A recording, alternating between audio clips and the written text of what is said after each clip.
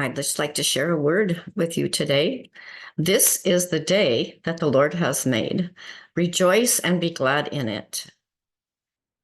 The Lord has been speaking to me, for I have laid a path before you, and I know the steps that you will take. You know, He knows everything about us. I refine and purify to make gold. It burns away the wood, stubble, and hay, and reveals the gold that was there all along. That which was in you from the beginning, that which is hidden in you, that which is me, the divine nature, activated in you at your new birth. It is coming forth in you. I will be glorified. I will be glorified.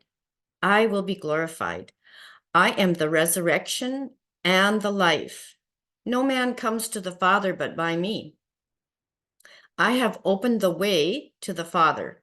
Enter in through the narrow gate. You are sharing in the sufferings of Christ, and resurrection is rising up from within. I open doors that no man can shut, and I close doors that no demon can enter. And neither man nor demon, nor power, nor principality can stop me from rising up in my people. For you do not have the yeast of the Pharisees, but you have my yeast, which has been activated for massive growth. Praise the Lord. Hallelujah.